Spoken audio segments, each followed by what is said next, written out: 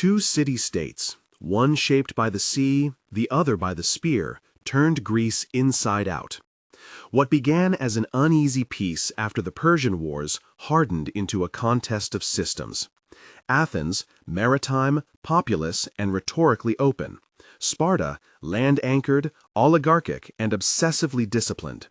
Their rivalry was not a single battle or a sudden eruption. It was a slow collision of institutions, ambitions, and fears that drew almost every Greek polis into its orbit. This is the story of that collision, its strategic logic, its bursts of brilliance and folly, and the human devastation it left in its wake. To understand how Athens and Sparta came to tear the Greek world apart, one must first see them as two different answers to the same question: how to survive and prosper in a fractious, violence-prone environment. The two answers, Athenian naval hegemony and Spartan land power, were each coherent and even complementary in theory. In practice, they were antagonistic. Maritime strength required alliances, trade, and a political culture that prized speech and persuasion. Land power depended on a rigid social order, concentrated training, and a small ruling elite whose legitimacy rested on martial mastery. Where one city built walls to the sea, the other cultivated iron discipline in its valleys. Where one gathered tribute and gold, the other gathered hoplites and hoplitic prestige. As the 5th century progressed, these differences hardened into rivalry. The Persian Wars, flushed with heroic memory and communal relief, did not produce lasting harmony. Instead, they created two blocs whose purposes diverged. Athens organized the Delian League, ostensibly to keep watch on the Persian threat. Sparta led the Peloponnesian League. Over the course of 2 decades, the Delian League transformed. What began as an alliance of safety and shared naval defense evolved into an Athenian-dominated system. The League's treasury and military apparatus moved increasingly under Athenian control, and member cities found themselves bound to policies that served Athenian strategic and economic interests. For many, Athens ceased to be merely first among equals and increasingly looked like an imperial power. Sparta watched these developments with mounting alarm. The city's political elite judged that Athenian expansion, fortifications, overseas policy, and the steady accumulation of influence threatened the balance of power crucial to Spartan security.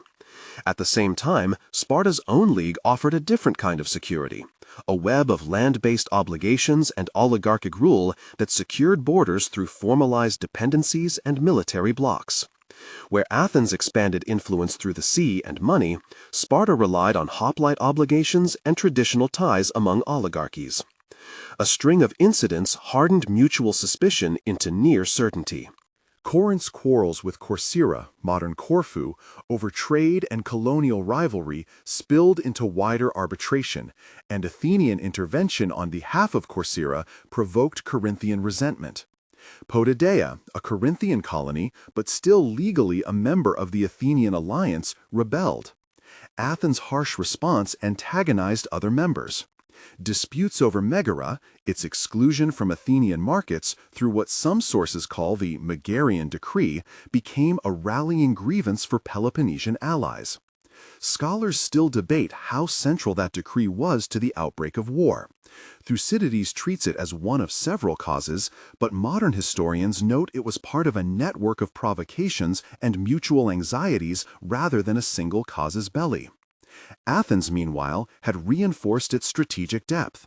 The city invested in the long walls, the fortified corridor linking Athens to its port at Piraeus. These walls turned the city into a fortress that could, in theory, withstand repeated Spartan incursions.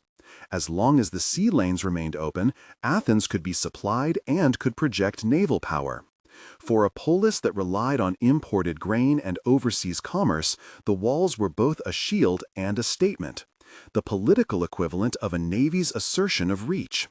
Sparta could ravage Attica, burn crops, and drive herds to force Athenians behind their walls, but Sparta could not easily compel Athens into pitched battle or starve it into submission so long as Athens controlled the sea. To translate these strategic facts into human terms, Imagine a city pouring its people into a narrow urban refuge while damage that sustains life, fields, olive groves, oaks, smolders just beyond its walls.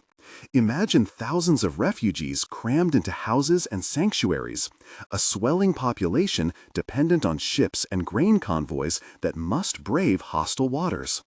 That image, repeated annually during the first phase of the war, captures a central fact. Athens' defensive strategy protected its citizens from immediate annihilation, but multiplied social stress, economic strain, and political friction inside the walls.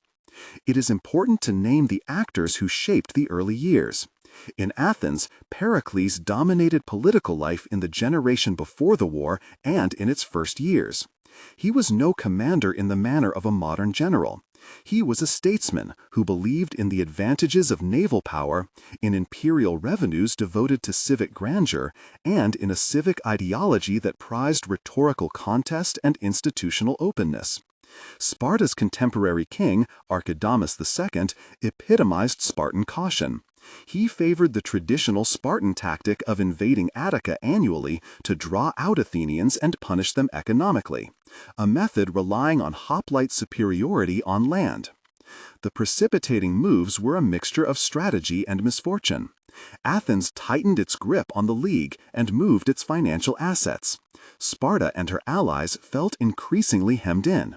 Diplomatic exchanges failed. The tinderbox of overlapping interests.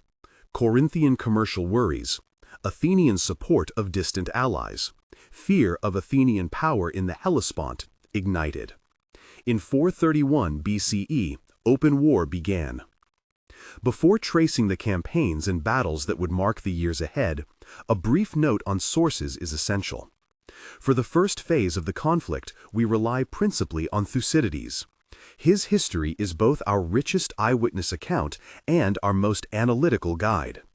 Thucydides was a general displaced by strategy and personal misfortune, who tried to record causes and events with exemplary rigor. He reconstructs speeches and debates. When I present such speeches, they should be understood as Thucydides' reconstructions, not verbatim transcripts. For episodes where Thucydides' narrative ends or where his coverage is thinner, later authors, Xenophon, Diodorus, and Plutarch, offer supplementary accounts.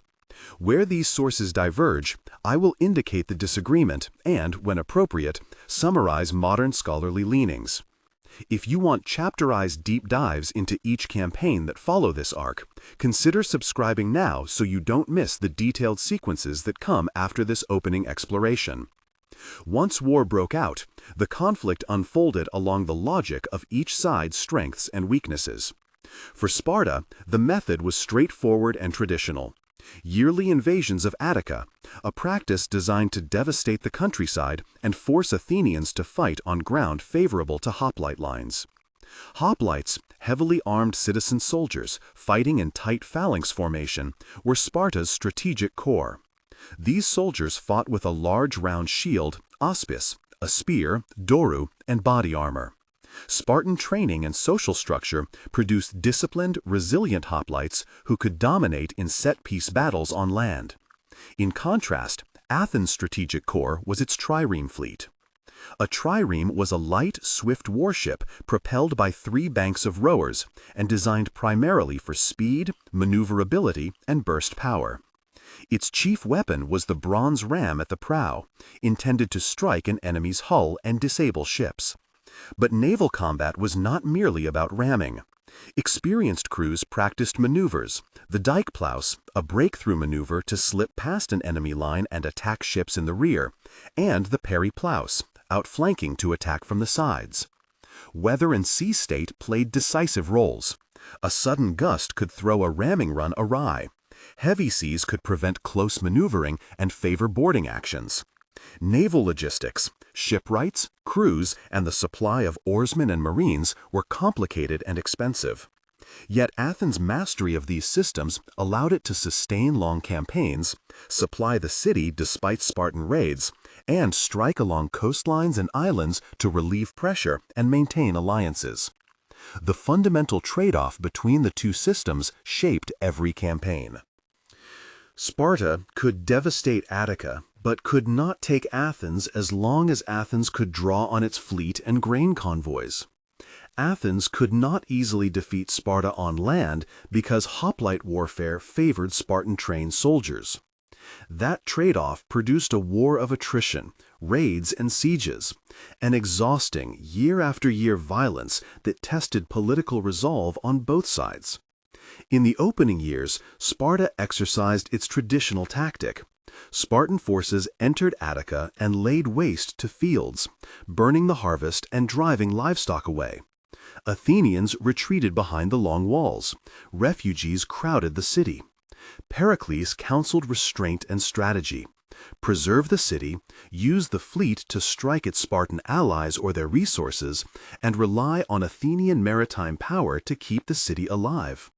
Thucydides preserves, as a reconstruction, a version of Pericles' funeral oration, an address that frames Athenian civic identity in grand terms and seeks to justify wartime sacrifice.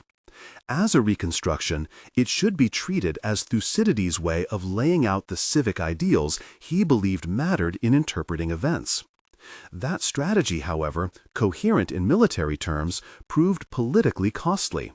The concentration of population inside the walls accelerated social friction and made Athens vulnerable to a calamity no general could plan for: plague. In 430 BCE, an epidemic, details and precise cause remain contested among modern scholars, swept through the city. Contemporary accounts, most notably Thucydides' own detailed and harrowing report, describe symptoms, the rapidity of death, the breakdown of normal rituals, and the psychological desolation it caused. The plague killed many, including Pericles himself in 429 BCE. The loss of Pericles removed the clearest advocate of prudential strategy in Athens and opened political space for more bellicose figures. Those political shifts had strategic consequences. Where Pericles sought caution, rivals pressed for bold action, swift naval raids, the recovery of prestige through victory, and policies that punished allies who resisted Athenian dominance. The friction between measured strategy and populist urgency became one of the war's persistent threads. It is useful to name the figures who emerged. Cleon, an outspoken pro-war demagogue from the Demos, pressed hard for aggressive policies. Nicias, by contrast, pushed for measured diplomacy and, later, negotiated the uneasy peace that briefly paused hostilities. In Sparta, figures such as Brasidas would later show that Spartan rigidity could be adapted. Early on, however, Spartan policy remained cautious, controlled by kings and ephors who preferred methodical campaigns to reckless offensives. Naval skirmishes and tactical ingenuity punctuated the early years. In 429–428 BCE, the Athenian commander Phormio won a series of naval engagements near Naupactus against superior numbers by using maneuver and seamanship instead of brute force. His victories showcased how training, command, and understanding of wind and current could overcome numerical disadvantage. In these actions, we see the trireme at its most characteristic. Quick bursts of acceleration, disciplined rowers holding a formation while commanders feinted and wheeled, crews timing ramming runs to exploit gaps. Naval warfare in the classical Greek world rewarded tactical creativity and punished miscalculation. At the same time, land and sea theater combined in surprising ways. In 425 BCE, events around Pylos on the southwestern coast of the Peloponnese produced one of the early shocks of the war. Athenian seamen, acting with skill and a certain audacity, fortified positions on the coast near Pylos and cut off Spartan attempts to relieve isolated forces. The Spartans sent hoplites to recover control, and some found themselves stranded on the island of Sphacteria, an exposed position where Spartan heavy infantry could not easily form phalanx and could not rely on hoplite solidarity. The situation inverted expectations. Spartan hoplites, who had dominated land battles for generations, were vulnerable in terrain and circumstances that negated their traditional strengths. The Athenians, combining naval mobility, light troops, and a willingness to fight in broken terrain, pressed their advantage. The result was the capture of a number of Spartan hoplites, Spartans of the citizen class, a humiliation that sent shockwaves back to Sparta's social imagination. The capture at Sphacteria had political repercussions disproportionate to its immediate tactical value. Sparta faced an existential psychological crisis. The idea that Spartans, whose identity was inseparable from hoplite excellence, could be captured challenged the social narrative of invincibility. In Athens, the success raised the stature of military initiative over the cautious policy Pericles had championed. Cleon, who had advocated for aggressive action, leveraged such victories into political capital. The dynamic, a military success feeding political push for further risk, became a recurring pattern through the war. Close to these military shifts lay agonies in the cities themselves, moments that exposed the war's moral and political contradictions. Thucydides reconstructs the Mytilenean debate, which followed the suppression of a revolt on the island of Lesbos, Mytilene, in 428 through 427 BCE. After the Athenians recaptured Mytilene, the Athenian assembly initially voted to execute the male population and enslave women and children. The next day, in a famously tense reversal, the assembly reconsidered and debated clemency. Thucydides preserves speeches for both sides. These are his reconstructions intended to expose motives and consequences. One argument urged moderation on practical grounds. Mass execution would be a political and moral overreach, while another argued that harsh punishment would deter rebellion and secure Athenian authority. The assembly eventually decided to spare most of the population and to execute only those identified as leaders. The Mytilenean episode became a focal point for debates about empire. Was Athens secure through terror and exemplary punishment? Or did its long-term interests require restraint and rule by law? Thucydides' presentation of the debate is as much an inquiry into Athenian character as it is a record of events. Elsewhere, the siege and destruction of Plataea in 427 BCE showed the war's capacity for brutality. Plataea, a small city that had sided with Athens during the Persian invasions decades earlier, endured a long siege and was ultimately destroyed, its survivors killed or enslaved. The event, like the suppression of revolts, underscores a grim truth of the conflict. The war increasingly targeted civilians and allied communities, not just armies. Such actions fed cycles of fear and retaliation that escalated the scale of violence across the Greek world. The years that followed the plague and the Pylos episode saw Athens oscillate between advantage and danger. Naval supremacy allowed Athens to strike in multiple theaters, but domestic politics were fractious, with debates over strategy, finance, and moral purpose. Sparta, wounded in pride by the loss of citizens, accelerated political and military reforms in response, adapting strategy, seeking allies, and, crucially, opening diplomatic channels to powers beyond mainland Greece. At this point in the narrative, two themes deserve a pause for analysis. First, the war's dynamics were profoundly shaped by the interplay of domestic politics and foreign policy. Athenian democratic assemblies could pivot suddenly under the pressure of rejoicing crowds or fear. Leaders who excelled in speech and populist appeal could push the polis into risky ventures. Sparta's oligarchic structures insulated it from rapid swings, but also made it slow to adapt until humiliations forced change. Second, strategy shaped politics, and vice versa. A city's capacity to wage war influenced the incentives of its leaders. Athens' fleet created opportunities that tempted the city into enterprises whose political costs were high. Sparta's land superiority created a defensive posture that relied on allies' will and commitment to a shared conservative order. Thucydides, observing these patterns, tried to identify longer causal logics, where fear, honor, and interest interact. He treated speeches and debates as windows into these motives, not as simple propaganda. When we read his reconstructions, we should remember he reconstructs habitually, with an aim, to show why actors chose as they did. That methodological move does not make his reconstructions verbatim records, it does make them indispensable interpretive tools. As these political and military tensions intensified, small actions took on strategic weight. Control of the sea lanes in the Aegean and the entrance to the Hellespont, through which grain from the Black Sea regions flowed, became increasingly decisive.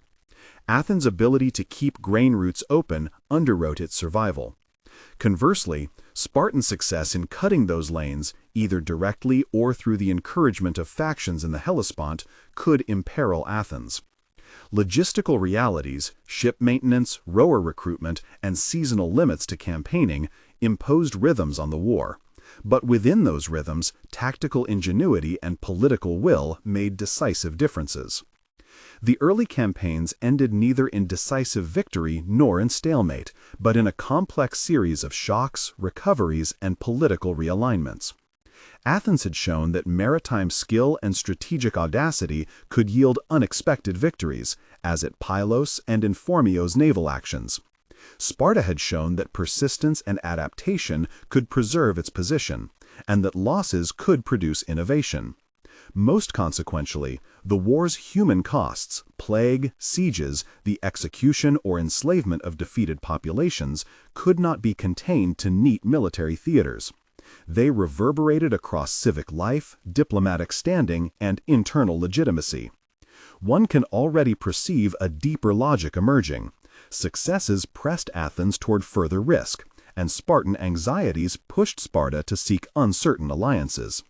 As winter and campaigning seasons circled, both sides would experiment in ways that made the conflict more dangerous.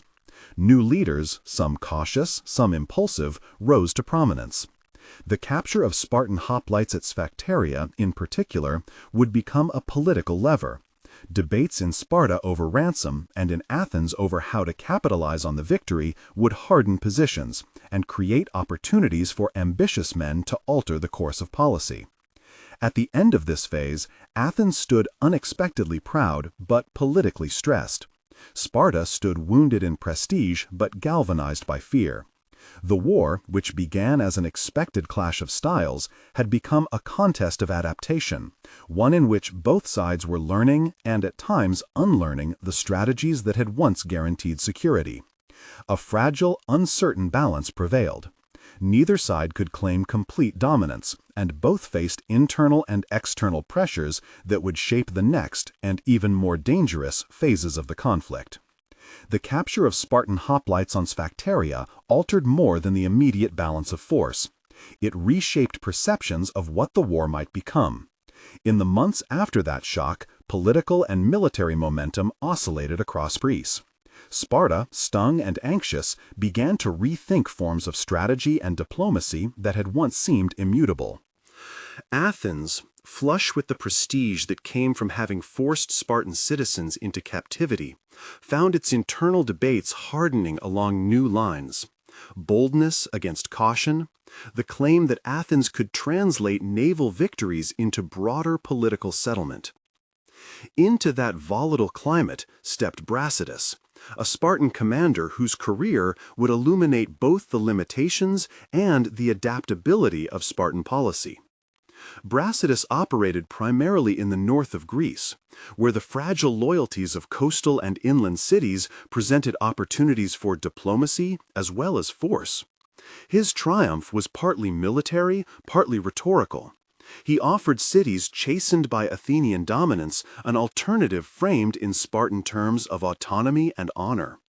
In 424 to 422 BCE, Brasidas marched into Thrace, skirmished with Athenian garrisons, and in a decisive blow seized Amphipolis, a strategically vital city on the route to the Macedonian hinterland, and a place of symbolic as well as material importance for both sides. Thucydides records Brasidas's campaign as an instance of initiative and audacity that combined moderate force with a deftness in local politics. His actions directly challenged Athens' hold over the northern sphere of influence and delivered a painful counterpoint to Athenian naval successes. Amphipolis, in practical terms, was a wound to Athens' security and prestige. In human terms, it was another site where the war's moral calculus was tested.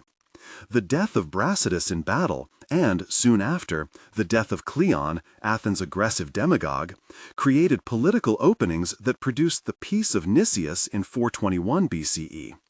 That treaty, negotiated chiefly by Nicias, who had argued repeatedly for compromise, returned many prisoners and restored a nominal status quo ante. Yet the peace was fragile from the outset. Its provisions left a host of disputes. Key allies who resented Athens' imperial methods were left insecure. Sparta was uneasy about promises it would fulfill only if its allies agreed.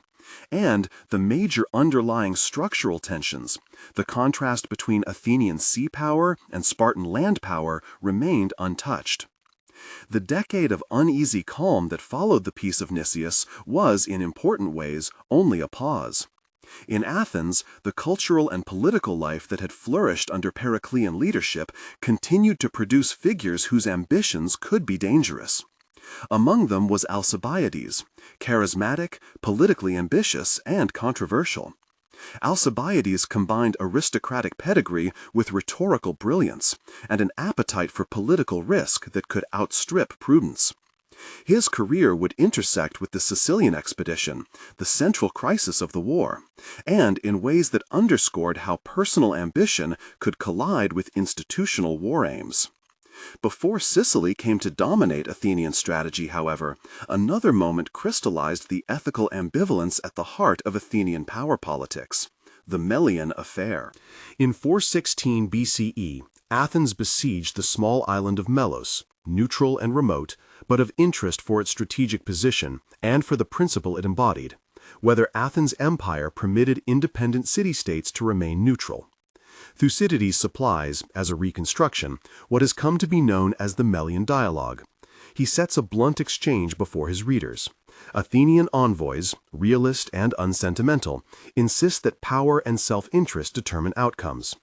The Melians argue for justice, neutrality, and the gods' favor. Thucydides' dialogue is not a verbatim report. It is his method of showing the motives and moral choices at stake. The Athenian argument is stark. Might has rights. Resistance will be crushed. The Melians' answer, insisting on fairness and the hope of Spartan aid, proved tragically optimistic. After a hard siege, Melos fell. Men were killed, women and children enslaved. The island was colonized by Athenian settlers. The Melian episode, preserved by Thucydides, became a case study of imperial logic and moral cost. It showcased Athens' capacity for ruthless calculation and posed a question that would echo through later judgment of the war. Then came Sicily. The Sicilian expedition, Athens' most ambitious and risk-laden venture, emerged from a mix of imperial aspiration, competitive culture, and poorly restrained confidence. Syracuse, on the island of Sicily, was a powerful city-state whose fortunes and alliances mattered to broader Aegean politics. A faction of Sicilian Greeks, most notably Segestan allies, appealed to Athens for aid against Syracuse. For many in Athens, intervening in Sicily promised rich spoils, a dramatic expansion of Athenian influence, and a solution to internal calls for glory and wealth. Thucydides' narrative, where it reaches this point, and the later historians who fill in the aftermath, show a campaign that fused bad timing with misjudged objectives. The expeditionary force assembled in 415 BCE was large by contemporary standards. Ships, hoplites, and officers, including Nicias, who opposed the venture but was pressed into command, Lamachus, a seasoned though less politically prominent general, and Alcibiades himself, who was anointed by popular sentiment. Nicias had sought a cautious approach and argued for restraint, but the assembly's mood, pride, ambition, and outrage overruled him. The departure was shadowed by one of the episodes that would feed Athenian political hysteria: the mutilation of the Herms, religious statues throughout Attica, and other sacrileges that shocked the polis. Accusations and counter-accusations led to the recall of Alcibiades to stand trial. Alcibiades, sensing danger, defected to Sparta rather than return home. The affair fractured Athenian consensus, removing one of the most able commanders from the scene at a critical moment. On campaign in Sicily, the Athenians at first made gains, establishing a foothold and conducting operations that suggested the island could fall. But Syracuse, aided by its own resources and, crucially, by Spartan and Sicilian allies, organized a concerted defense. The arrival of the Spartan commander Gylippus proved decisive. Gylippus, working with Syracusan leadership, strengthened their field forces, rallied Allied support, and shifted the tactical balance. Athens' expedition, which had been predicated on the assumption of a quick, profitable campaign, found itself in a protracted siege and in a theater where hoplite power mattered as much as, if not more than, the trireme. Here, technical matters of siegecraft and logistics played a pivotal role. Sieges in the classical world demanded engineering skill and uninterrupted supply lines. Syracuse, with its fortified position and access to rural allies, could draw on local resources. Athens, at the end of a long supply chain, faced increasing strain. Thucydides records another contingency that compounded Athens' difficulties: a lunar eclipse, which Nicias interpreted as an omen, persuaded him to delay a withdrawal he had ordered. An act of religious prudence that cost time and gave Syracuse and its allies the chance to strengthen. This detail, Thucydides' report of the omen and its political consequences, illustrates how religion, morale, and decision-making could intersect in fatal ways. Ultimately, the Athenian force was routed or captured in 413 BCE. The survivors were either executed, sold into slavery, or perished in the chaotic retreat. The loss was catastrophic: ships and men gone, Athenian prestige shattered, and a political fallout that ached in the city's psyche.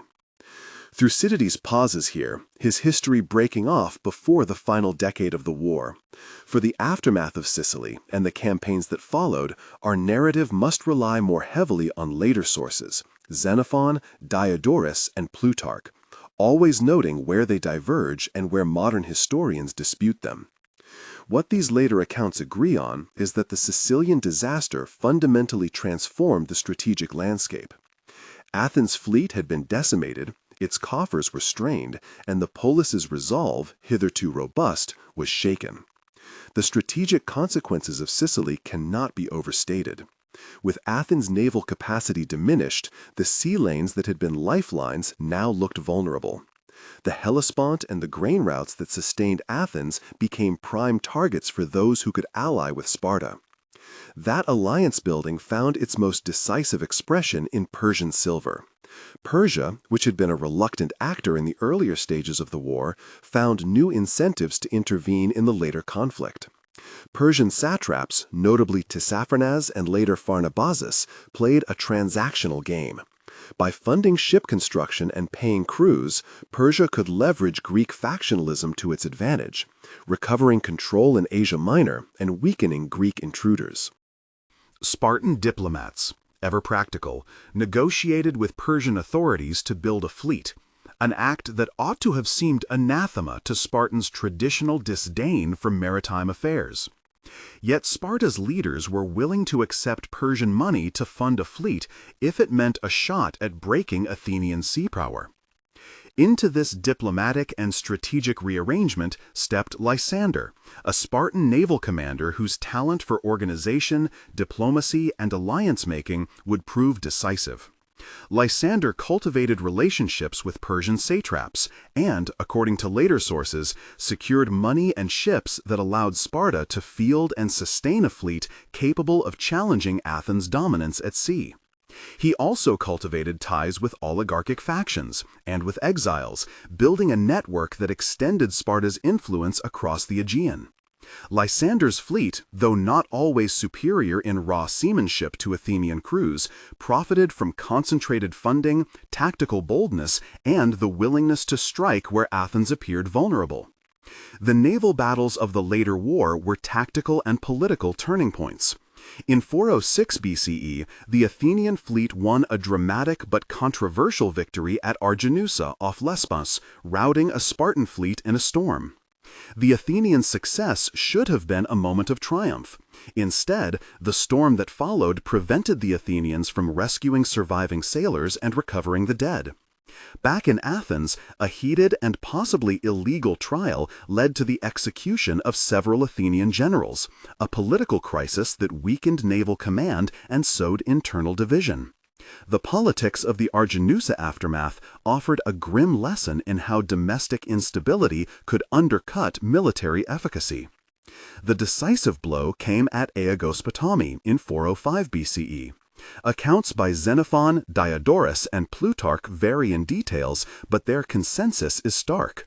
Lysander trapped an Athenian fleet at a vulnerable anchorage, attacked with a combination of anticipation and surprise, and captured or destroyed most of the Athenian ships. Whether the Athenian commanders had been negligent, or whether the circumstances were simply disastrous, is debated. What is not, the result was catastrophic. With its fleet shattered, Athens could no longer secure grain convoys or naval lines. Lysander moved to blockade and isolate the city, cutting off the last lifeline that had permitted Athens to ride out earlier Spartan ravaging. The siege that followed was less an assault than a strangulation. Blocked by land and sea, Athens' situation grew desperate. In 404 BCE, faced with starvation and unable to project naval power, the Athenians sued for terms. The surrender terms imposed by Sparta, and reported by later sources, were severe and political rather than merely military. They included the dismantling of Athenian fortifications, most infamously the long walls that had tied the city to Piraeus, severe restrictions on the Athenian fleet, and the installation of an oligarchic government favorable to Sparta. Sources suggest that Athens was forced to reduce its navy to a token remnant and to yield control of many of its dependencies. Scholars debate particulars, dates, the exact number of ships retained, and the nuance of negotiated clauses, but the broader outlines are clear. Athens' capacity for imperial projection was decisively crippled. The political consequences were immediate and harsh. Sparta installed a small council of oligarchs, known as the 30 Tyrants, who, with Spartan support, ruled over Athens for a brief but brutal period. The 30 suppressed democratic opposition, executed enemies, confiscated property, and created a climate of terror that fractured civic life. Their rule lasted less than a year and a half. Resistance, exile, and the stubborn resilience of democratic ideals led to a restoration in 403 BCE under the leadership of Thrasybulus and other exiles. The episode is a cautionary tale about the fragility of political institutions under the pressure of defeat and occupation. It shows how external victory can produce internal corruption and how liberation, when it came, exacted its own violent toll. Beyond Athens' immediate misfortunes, the war left Greece exhausted and brittle. Economies were drained, populations displaced, and social fabric torn by years of siege, slaughter, and political purges. Cities that had once prospered found their manpower and wealth diminished. The balance of power among polis shifted unpredictably. Sparta emerged as hegemon in the short term, but hegemony proved costly and shallow. Spartan institutions, designed for a Peloponnesian order and a narrow social elite, found the demands of imperial administration and maritime oversight ill-suited to their structures. Within 2 decades, Sparta's military reputation would be dramatically reversed at several key encounters, most notably at the Battle of Lectra in 371 BCE, where Thebes, under Epaminondas, defeated Sparta decisively. That victory, and subsequent shifts, signaled that the Peloponnesian War's settlement had been provisional, creating new vacuums and eventual realignments. The longer arc of Greek history also points toward an even broader transformation. The internecine warfare, the weakening of city-states, and the exhaustion of both manpower and political capital paved the way for the rise of Macedon under Philip II and later Alexander. While multiple factors contributed to Macedonian ascendancy, military innovation, leadership, and internal political change in Macedonia, the strategic and demographic weakening of the southern Greek polis after the Peloponnesian War made Philip's interventions politically and militarily more plausible than they might have been earlier in the 5th century. Throughout these phases, certain recurring military and strategic lessons stand out.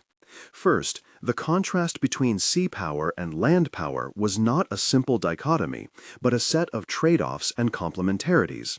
Athens' reliance on a maritime system, triremes, foreign grain, and overseas alliances made it potent but vulnerable to disruptions in its logistics.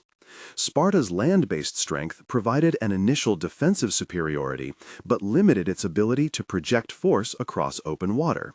Second, the integration of foreign funding into Greek warfare, most conspicuously Persian coin underwriting Spartan ships, changed incentives and introduced external actors into what had been largely inter-Hellenic rivalries. Third, domestic political systems, Athenian democracy and Spartan oligarchic militarism, shaped decision-making rhythms, risk tolerance, and the capacity for adaptation. Democratic assemblies could be capricious under populist pressure. Oligarchies could be stubborn and slow to reform until humiliation forced change. Tactically, the war was also a laboratory of innovation. Trireme tactics, ramming, boarding, and complex maneuvers, such as the diplaus and periplaus, continued to define naval engagements.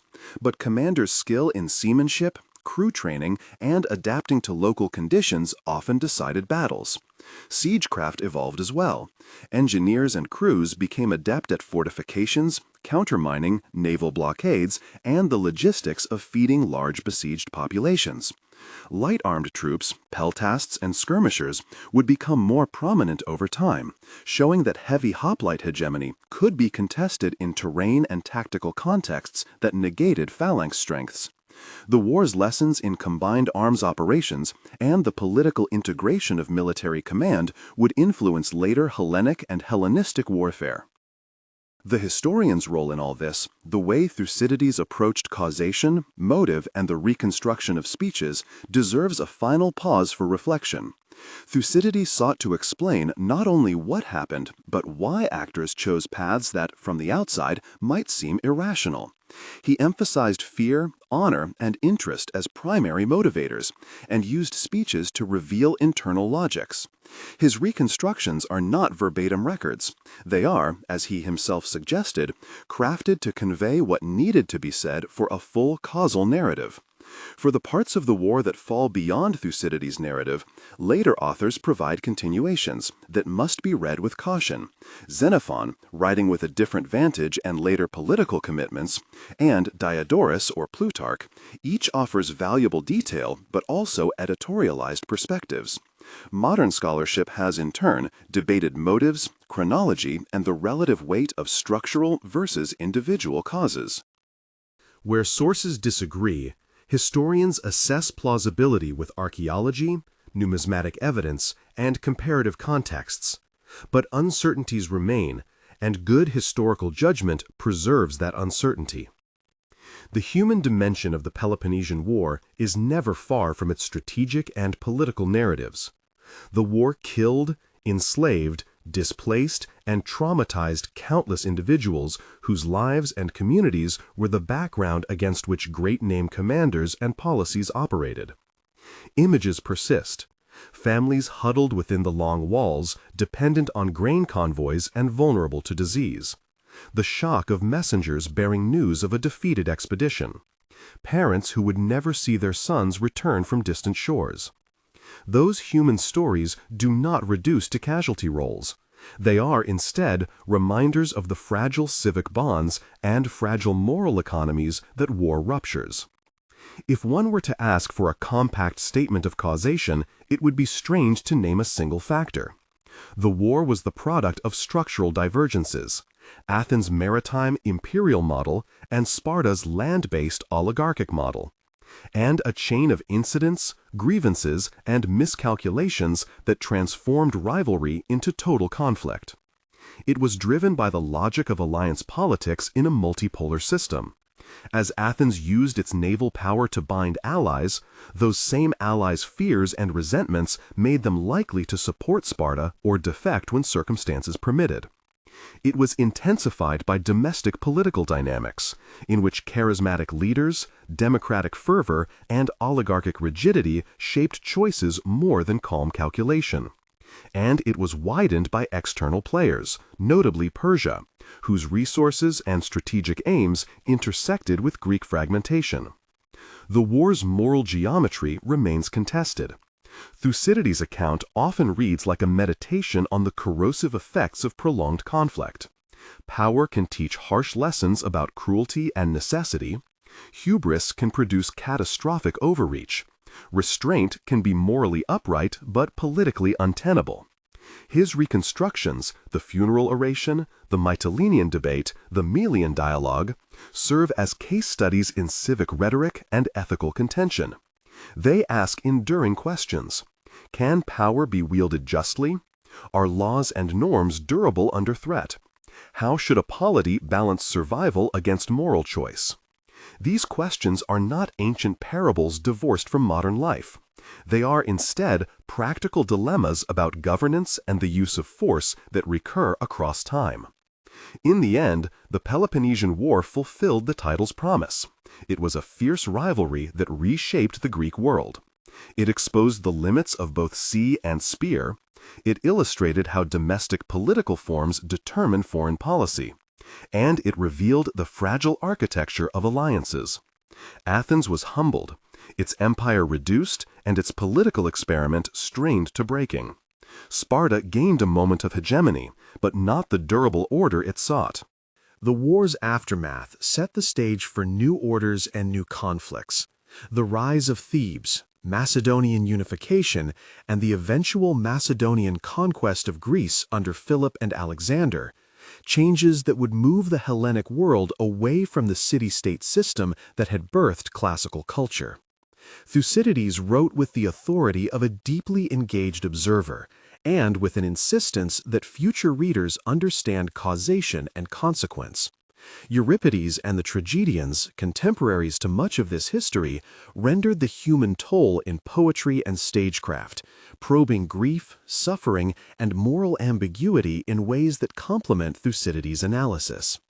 Taken together, these sources invite a measured conclusion. The Peloponnesian War was not merely a contest of arms. It was a collision of constitutions, cultures, and human wills, and the price paid was immense.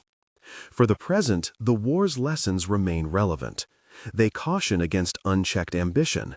They underscore the perils of allowing domestic factionalism to dictate grand strategy.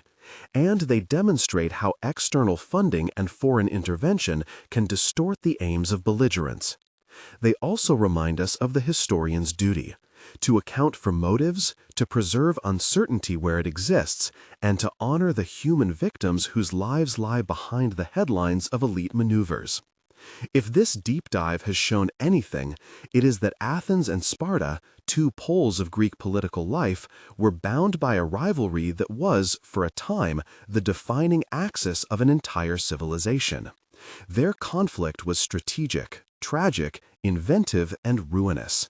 It created stories of heroism and folly, of legal and moral debate, and of human suffering that would be told and retold for centuries.